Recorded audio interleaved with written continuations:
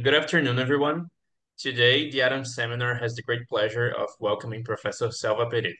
Professor Pereda completed her PhD at Universidad del Sur in 2003, where she's currently an associate professor of chemical engineering. Her research interests are focused on the development of new, efficient, and sustainable process technologies to convert biomass into compounds of industrial interest. Her research activities fall in three main areas: conceptual design of products and processes for biorefinery development, phase equilibrium engineering, and pressure-intensified technologies with non-contaminant condensed gases.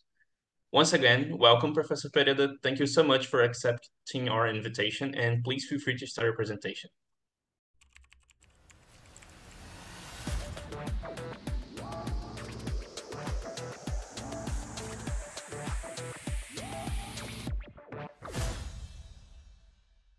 The topic I choose for today's presentation is about high pressure phase equilibria and how we take the advantage of using thermodynamic tools to design phase equilibria for natural extracts refinement. Plant extracts have a broad number of sectors and industrial interests, going from food and beverages, cosmetics, pharmaceuticals, dietary supplements, cleaning products. Even nowadays is quite a lot of interest in coming out for sustainable agriculture. Today, market of these extracts or natural extracts are estimated in 38 billion US dollars, and it is expected to double in only 5 years the size of the market. What we are seeing, and when you read reports about development of this sector, nowadays there is a huge interest in bioactive compounds extraction, normally or mainly for pharmaceutical applications, but not only in this sector that is in a high added value product, so acquiring high technology or expensive technologies is usual, but we are also seeing investments in state-of-the-art technology in the food industry, beverages. So there is a game changing, I would say, in this sector. Typically, natural extracts can be seen as three main components. No? Each of them represents a number of compounds, but we can think about natural extracts as a part of it is fragrance and flavors, part bioactive compounds, and hydrocarbons. Hydrocarbons normally are cuticular waxes and terpenes. So depending on the application is which of these three players we would like to purify. But the normally first step in the refining is to remove hydrocarbons. And I like to say remove or either recover, because when hydrocarbons are coming from natural sources, they are high added value products, in contrast with fossil hydrocarbons. Well,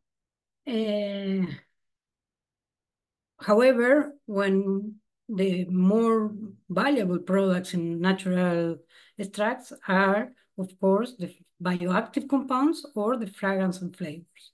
And if we do not remove hydrocarbons, our final products are less potent, are somehow diluted with hydrocarbons. They can develop flavors or smells that are not acceptable for the quality of the product. And a big problem for many extract producers is that the cuticular waxes in particular, they have high tendency to precipitate, so they make that our extracts, that a good quality extract should be transparent, can become cloudy because of precipitation of cuticular waxes. Therefore, normally the refinement of natural extracts starts with a process called winterization, and it consists in diluting the extract in an organic solvent and cool down, depending on the application and in the extract, between -7 to even -40 degrees Celsius for several hours or days in order to precipitate cuticular waxes to the level of traces. A good quality natural extract, for instance, for beverage, can only have few ppms of cuticular waxes present. After the precipitation is done, we have to filter to remove the wax.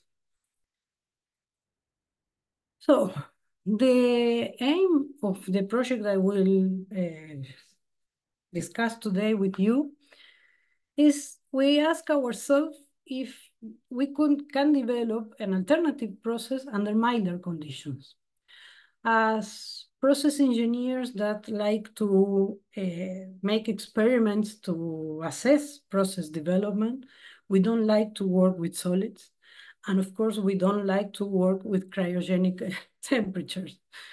So we think that using solvents as gases may help us to either avoid the precipitation or at least to make the precipitation under milder conditions. Since this is a phase equilibrium problem, what I will present today, I will use for the results in the next slides the group contribution with association equation of states. It's not the purpose of this lecture to discuss details on this model. I can, of course, meet with whom is interested to talk more about the thermodynamic model details. But the point is that our group developed this model and has been extending the table of parameters for the last 20 years or even more. And regarding natural extracts, we already model or have our table of parameters is able to model terpenes and terpenols, what is the main basis of essential oils. We have worked with extracts of fatty esters in the case of fish oil and waxes for jojoba oil. For the last few years, we were also interested in lignin derivatives and modeling bio-oil phase behavior, so phenols are also included. And traditionally, our group worked with vegetable oils, triglycerides, and biofuels, biodiesel. So we can also cover this kind of natural products. At the end, the long-term goal of this project is to develop a simulator for natural products dewaxing, regardless of the type of oil that we are starting.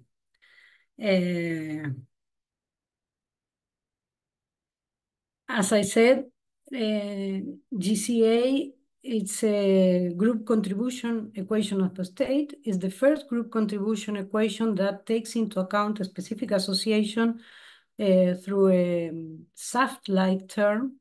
So it belongs to that type of models. And, well, sorry. As I said, in this case, I would like to, in previous projects, we have work on deterpenation and modeling terpenes and how to remove terpenes from essential oils. In the application I bring today, I would like to focus more in cuticular waxes in natural extracts. They are considered the fingerprint of the vegetable matter. And here you have several examples of plants or herbs that has their extract has value in the market, and which is the profile of waxes that we could find. And normally we are talking about hydrocarbons that go from C23 to C33 carbons.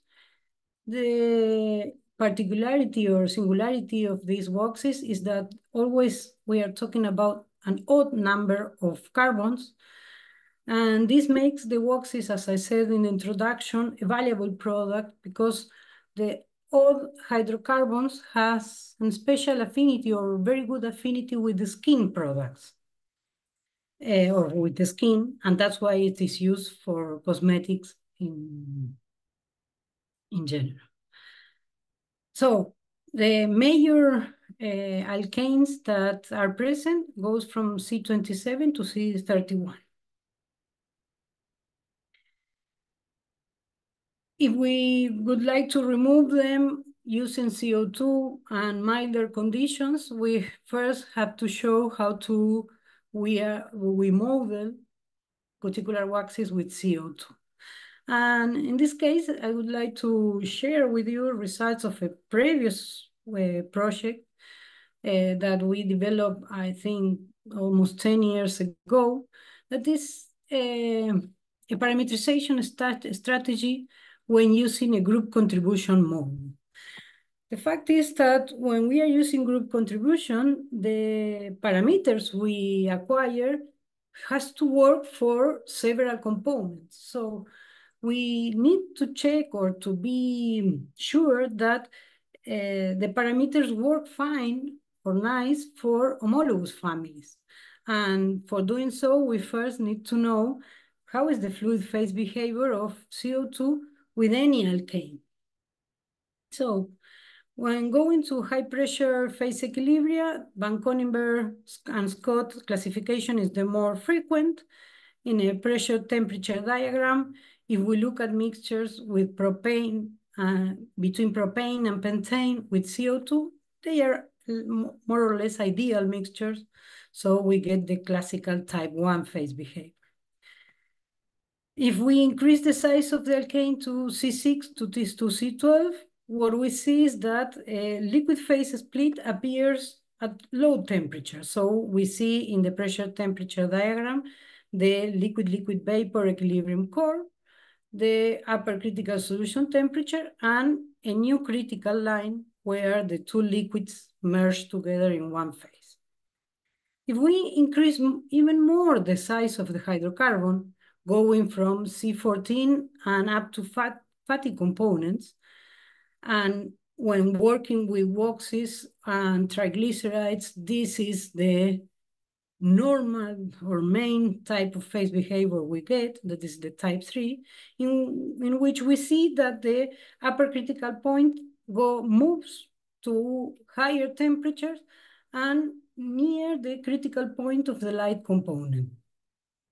So in type 3 phase behavior are those that characteristically we will have phase split, liquid phase split, regardless of the condition if we are working in normal temperatures, unless we increase too much the pressure and cross the critical line, or we increase the temperature enough so we have a supercritical system. This, for natural products, increasing the temperature is not possible because then you get degradation of your natural product. So in high pressure processes, when dealing with natural products, you have to choose either liquid phase split or increase the pressure if you want to have homogeneous liquid. As you can see, I skip from the type 2 family to the type 3 family, C13. And the reason why I leave it for the last is because C13 has the particularity of showing liquid phase split at low temperature and at high temperature, but there is a temperature range in which the liquid phase is homogeneous. The reason why this is happening is because the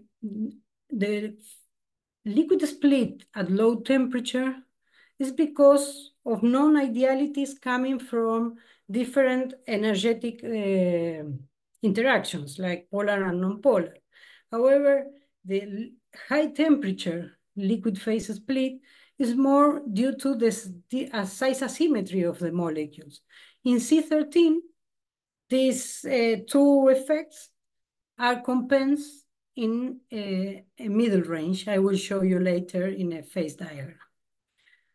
Why I am introducing the phase behaviors, the high pressure phase behaviors of the whole alkane family is because if we would like to cover a wide range of conditions, and also as I am showing here, modeling WOXes means that we should be able with our set of parameters or binary interaction parameters to model multi-phase behavior. Then it's important that we are able to catch this transition. So in order to represent all this behavior of the homologous family in a single plot, we can represent the critical solution temperatures. Sorry, I didn't emphasize that the critical solution temperatures are the end or the beginning of the liquid-liquid vapor curve. So we can represent these critical solution temperatures against the number of carbons in the alkyl chain, and we get this curve.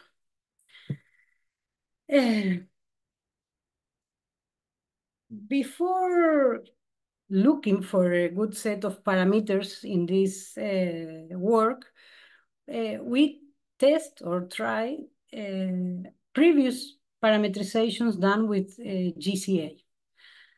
Each of the previous parametrizations that was published were done ad hoc for a specific application. Two of them were for high molecular weight components, so the authors were happy to having fatty components well described. But for us that would like to cover the whole range of hydrocarbons, the fact that we get the type 4 phase behavior for other hydrocarbons, this immediately means that we will find liquid phase split where doesn't exist, or the opposite. We won't find liquid phase split where it should be.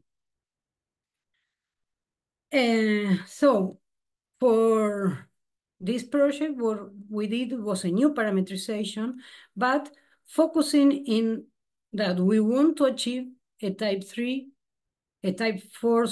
phase behavior for C13, and that we need critical curves to be well described. However, we don't use critical curves to fit parameters. Our approach to fit binary parameters is always using isothermic or isobaric VLE or liquid-liquid equilibrium data. So using only butane, decane, VLE data, and C13 vapor liquid-liquid equilibrium data, we on purpose include this in our database for fitting parameters. By using only these three components, we were able to find a set of parameters that describes correctly the trend and the shift in a type of phase behavior.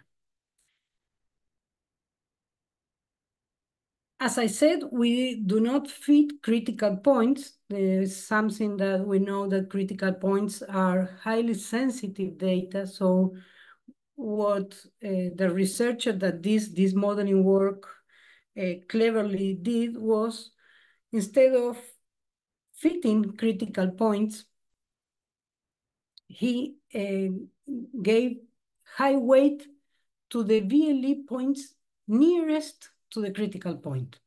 So when building up the objective function to optimize and achieve the best set of parameters, what he did was to give 10 times more weight to the last vapor liquid equilibrium point near the critical point than the other low pressure data.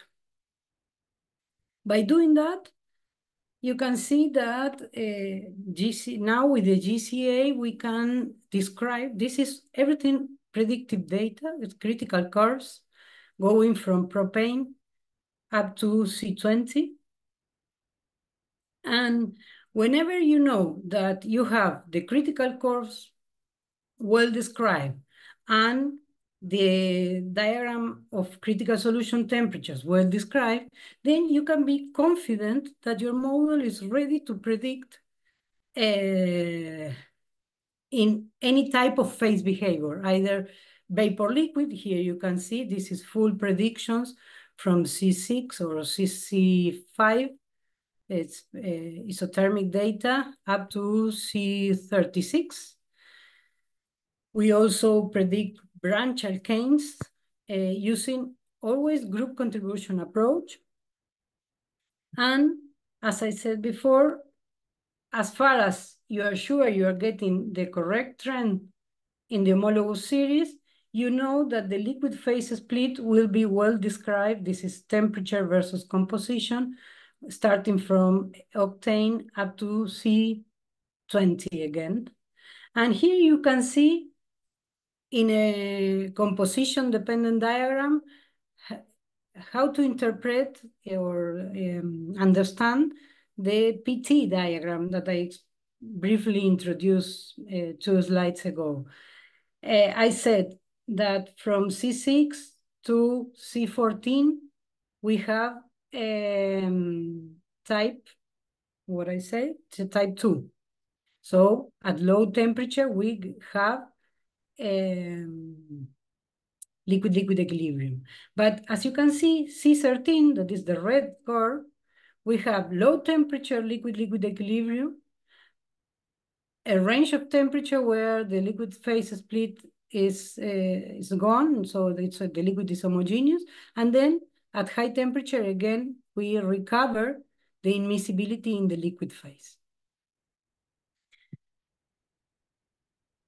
The reason why I bring the results of this modeling is to first make you confident that whatever we say about whatever our model says about WOXes in mixtures with CO2 is working fine, even though it's full prediction.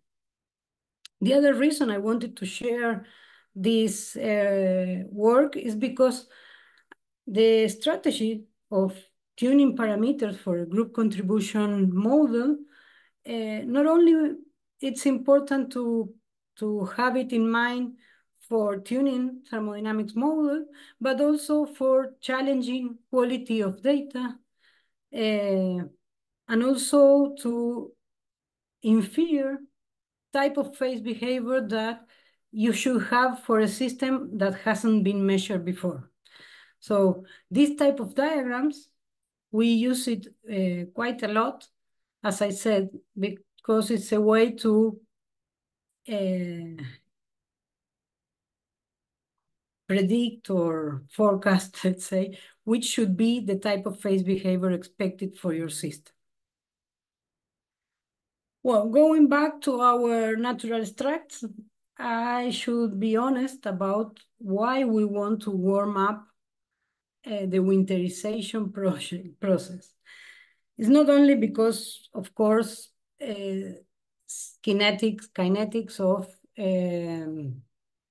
non-cryogenic processes are better, and because dealing with solids sometimes can be a nightmare. But there is a second reason behind, is that we are highly interested in our group in supercritical fluid extraction using CO2. So for us, when it comes to natural extracts, our first option is extraction with CO2. This means that these natural extracts, we normally have it as a first step for the refinement in a mixture full of CO2. So the idea is, why before decompressing the system and releasing the CO2, can we use this CO2 to fractionate wax? And if we cannot isolate certain components, at least can we increase the potency of the extract, so make a some degree of removal of the wax, taking advantage of the CO2. That's the main reason behind. What we see is that terpenes that are normally present in natural extracts are light components with very low melting temperature. That's why they are clear liquids, and waxes, in contrast, waxes are heavy molecular weight component compared with the other ones, and their melting points are between 50 and almost 70 degrees Celsius. These temperatures are more or less in the range in which we wouldn't expose a natural product to temperatures like 70, let's say, because most likely all the bioactive components will degrade. If we accept 50 or 55 degrees Celsius, it should be for a very short time. So we need dynamics of systems to be very fast. From now on, I will continue with a specific example. 3 years ago, a startup company contacted us to start a research project on isolation of bioactive components from cannabis extracts. Here is cannabis. You can see that related to the profile of the wax, it mainly contains C27, also some quantity of C25 and C29.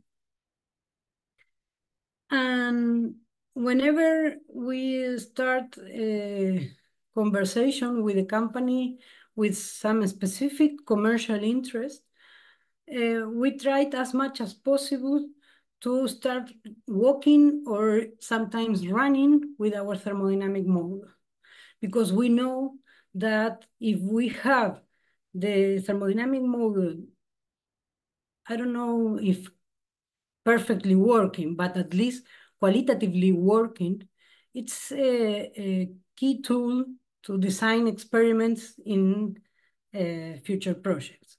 So the results I am going to show you are not the interest of the project for the company, but the previous work we did to prepare for a potential project for a company.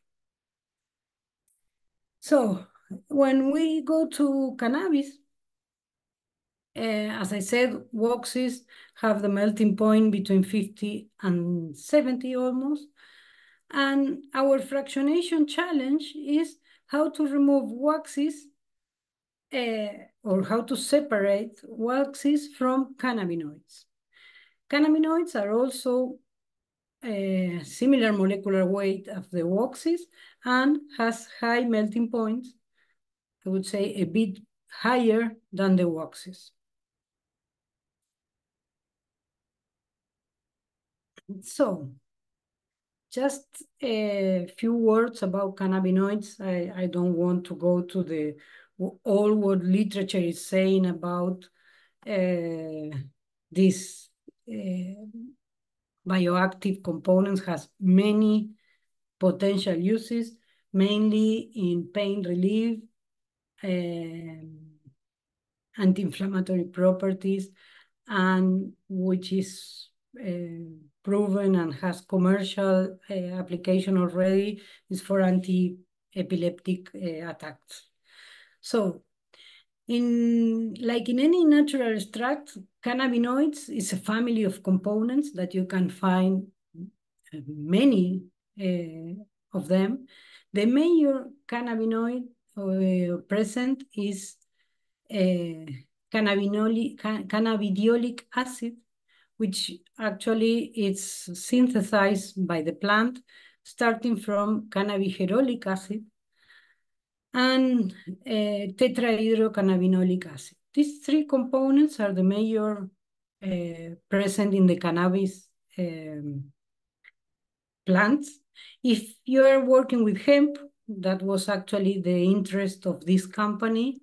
are species that only has CBD, and sometimes there are also genetic modifications done to the some types of the herbs that has low concentration of THC. We have to keep in mind that THC is the psychoactive compound and is the one that brings all the problems of drug use of cannabinoids. Nowadays, at least in Argentina and many other countries, the use of CBD for medical purposes is already legal. And in our case, we were called by this company that was interested in apis, in producing apis for pharmaceutical industry. So they were only interested in strains high content of CBD or even hemp that is free of THC.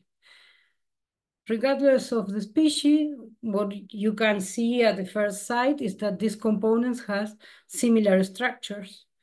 And in the plants, they are present in the acid form. However, since the acid form has very low solubility in CO2, it is recommended before doing the supercritical fluid extraction to decarboxylate your natural product, the herbs. So we switch the acid form to the alcoholic form.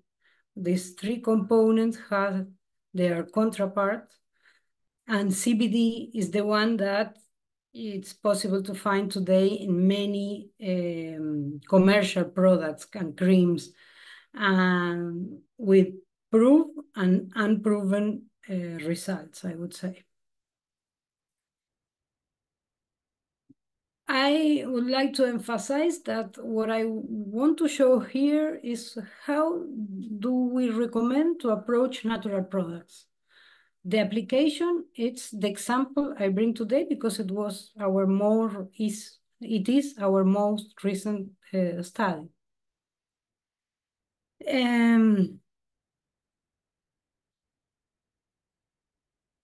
Something I find an interesting fact, these two components oxidates towards cannabinol, and CBN, it's known as a tracer of the maturity or the quality of storage of the products, of the cannabinoid extracts. So in fresh extracts, you won't find cannabinol.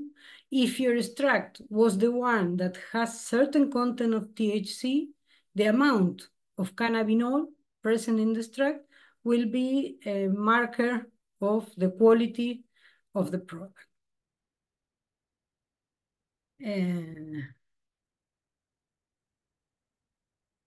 So before I discussed fluid phase behavior of waxes with CO2, but we now should care about a solid phase and when we have a tendency to precipitate or not.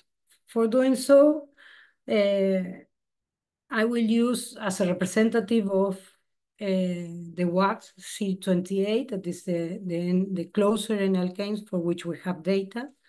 Here is the vapor pressure data, and we are going to use the regular isofugacity approach to calculate where the solid precipitates, assuming that it precipitates as a pure component. We do that for the wax and also for cannabinoids. So if this is how our model describes the pure C28 in mixtures with CO2. I already discussed that we should expect a type 3 phase behavior, so the critical line will diverge. And what I am now willing to discuss is what happened with the solid precipitation. Here is the pure C28 melting curve. So it's this one. And what we see that in mixtures with CO2, this is the blue curve. Let's zoom in. What we see is that, and this is a very common behavior, that the melting line shifts towards lower temperatures. So this is why we said, okay, can we think about working in fluid phase at milder conditions? Because we know that the pure components request us to go above 50, 70 degrees. So what if we inject CO2, decrease the temperature of the melting curve, and try to at least work at a little bit at lower temperatures, sorry. In the case of CBD, this is the chemical structure of cannabidiol. We only have vapor pressure data for the pure component, but fortunately it is available the enthalpy of melting and the volume change of also phase change from solid to liquid. These properties are the ones we need to calculate the isofugacity and predict the precipitation line, okay? So what happened, or what does the model predicts for CBD precipitation considering these pure component properties? Here is what we see. It predicts by group contribution. Of course, we don't care about the critical line of this mixture, but it's saying that it's a type 3 phase behavior. So it's a very similar behavior of the C28 or the wax. But in contrast with the wax, what we see is that the shift of the melting point is towards much lower temperatures. And we know that this is reasonable and has nothing to do with the parameters of the model, and it's more related in the fact that the enthalpy of melting of CBD is almost half of the enthalpy of melting of C28. So the slope of this curve is much controlled by this property. What is the final result is that the melting curve of CBD is higher than for C28. However, in mixtures with CO2, we have a shift and they cross each other. I will show later together. I will show them later together. How we traduce this type of plot to a composition, a pressure composition plot, so we can start thinking in process design. This is a schematic plot of the previous I show you that we get for the two components. So this is the vapor pressure curve of the substrate, could be the hydrocarbon or the CBD. And we are interested in work around this melting point of the mixture. So how we expect the pressure composition diagram to become if we operate at this temperature? What we see is that we are crossing 2 times the solid liquid vapor equilibrium curve. So in the binary system, we will have 3 phases in equilibrium at low pressure. This is the first point. And again, 3 phases in equilibrium at high pressure. And this is the crossing the curve at high pressure. If we decide to operate at pressures lower than the low pressure point, what we will find is a vapor-solid equilibrium. If instead we work at upper pressures, what we will see is a compressed gas, what it's usually called fluid, with a solid in equilibrium.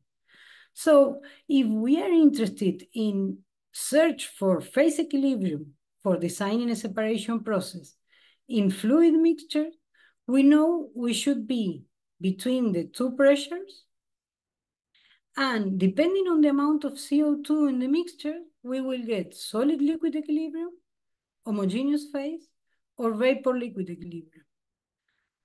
Somehow, as much CO2 as we add in the system, we can achieve fluid phase behavior. And as I said before, in the pressure temperature diagram for the two components together, what we see is that even though CBD has the higher melting curve as a pure component, when we mix CO2, the melting points of the mixture are at lower temperatures. Yeah? Of course, if we are thinking on fractionating them, we need to see the ternary mixture. However, we never go directly to the ternary mixture because when you're simulating a phase equilibria, it's important not to go blind. What I mean is when the phase equilibrium is complex, it's important you be able to challenge that the results you are getting are correct, or if the regions that you are plotting are all the ones that should be present. Now, when I show you the ternary systems, you will understand me. I will try to go slowly here. What I am is taking the temperature in which is highlighted in the plot here. It's 325 kelvins. By this way, I can choose conditions that are above the two melting points of the binary mixtures. Yeah, and the Gibbs triangles above are at that temperature at 100 bars and at 300 bars. So in both cases, I am inside or above the both melting curves. I don't cross the melting curves of the binary systems. At 325 kelvins, the pure C828 and CBD are solids. So in the corner, we know we have solid compound. And what do we see here? Is if we operate at 100 bars, first, at low CO2 concentration, both components will precipitate. So this kind of region is out for our purpose, that is fractionating those components, because we cannot later separate the two solids. So from now on, I will be interested in mixtures that at least has 50% or 60% of CO2, in a way that I can guarantee that at least if solid phase appears, there is only one component. And why not? Let's search for fluid phase behavior to make the refinement. And as I said in the binary, if I add enough CO2, what I see is a three-phase equilibrium diagram, liquid-liquid vapor, and this is connected to a two-phase equilibrium region where you see the tie lines. In both cases, I can use the liquid phase split to separate a liquid rich in C28 and a liquid, I would say, richer in CBD, but not pure. We are far from the axis.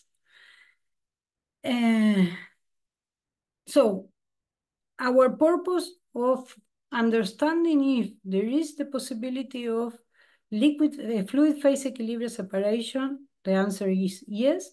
And if we can precipitate one of the components in order to separate it by precipitation under milder condition, also the answer is that we can. What happens if instead of using 100 bar, we increase the pressure to 300 bars, keeping the same temperature? what we see is that the fluid phase equilibria goes to richer CO2. Of course, we are injecting or putting more CO2 in the liquid phase. And we are able to get, in case of choosing of precipitating the wax, then we are improving the concentration of the liquid phase. I think I am running out of time, so I will skip the other few conditions I wanted to discuss. If we, instead of working in 325, we go just above the temperature of C28, of course, we see that now the wax is not solid anymore in its pure state. So we can find operating conditions for fluid phase behavior. I would say with this kind of phase behavior, we can increase or fractionate part of the wax, but we cannot isolate the CBD because the CBD phase has high content of CO2 of wax. It's far from the binary axis. To end the ternary system discussion, I would like to say that we normally do this thermodynamic modeling, and then we go to the lab and try to check few key points. We like a lot the ternary, the three-phase equilibrium regions, because regardless of the feed of your experiment, you will have the same result, that is the invariant phase equilibrium, because there are no more degrees of freedom. So somehow the key of this, of knowing this type of phase behavior before experiment, is that afterwards, with only few points, for instance, these two compositions and this composition, that you can measure it from many mixtures, you are able to really get the tie lines, the slope of the tie lines that are the ones we need to design separation processes. Yeah. So the partition coefficients, I mean, or the selectivity. And to end the modeling work and understanding the phase behavior of natural extract, we also did some work in modeling the fluid phase behavior and the solubility of these components in CO2. We understand if that this is working fine, the fluid phase, the behavior of the ternary mixtures should be approximately, at least qualitatively correct. So C28, I don't need to discuss anymore. What I want to comment is how we are predicting CBD by group contribution. There are only two sets of data available for CBD solubility in CO2. One was measured in 2011 and the other one in 2018. I'm sure that the standards of these two products are completely different. Actually, in 2011, there was no any chemical company like Sigma or any of those selling standards offering CBD as a pure standard. Even today, it's difficult to buy it. In Argentina, we struggle a lot to get pure CBD for their experimentation. And with the dashed lines are only lines to help visualize how the data is behaving. It's not the model. So what we see is that the data measured by Perrotin and Brunel has a solubility behavior that shows a crossover point in this range of temperature, 318 to 334. However, the more recent data, it's not showing yet a crossover point between these three isotopes. This is what our model predicts by group contribution. So we were very happy to see this result. It's qualitatively very nice. I would say that we are in the order of per routine, but with the behavior of the data of 2018. This crossover point for our model happens one order of magnitude later. So the data of per routine is showing a crossover in 1.3 grams per kilogram, while our model is saying that it will appear in 19 grams of CBD per kilogram. Actually, for us, this is a stop point in a way that we use the model like it is, and we don't try to fit better to one set or the other.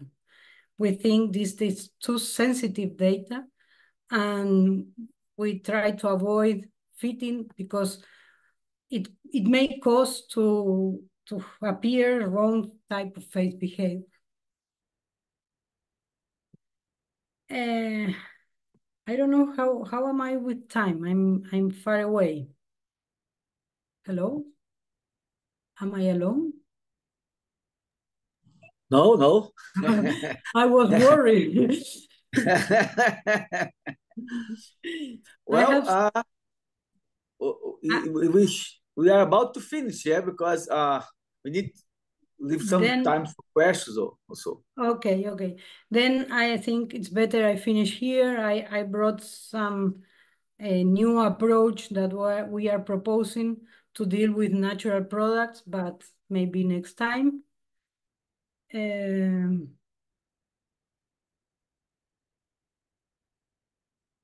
I go to the conclusions and I'm sorry.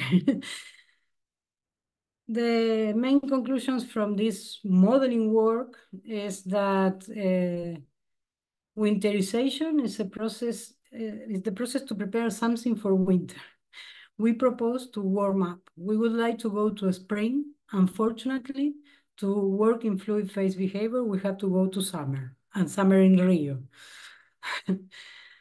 Phase equilibrium engineering is what we believe the way to use our thermodynamic tools to look for feasible operating windows and understand the rationale behind designing experimental work.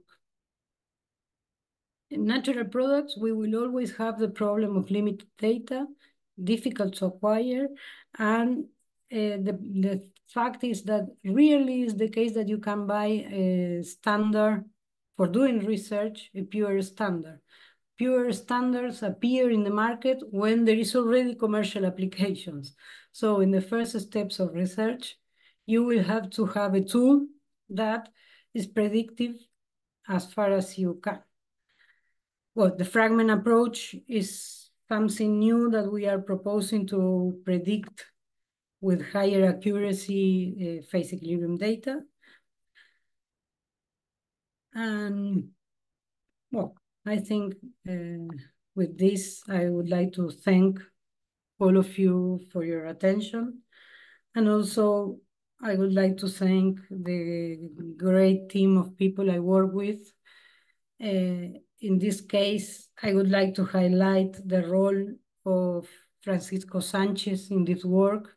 He's our genius in using equations of states and making them work fine for weird data, I would say. Thank you.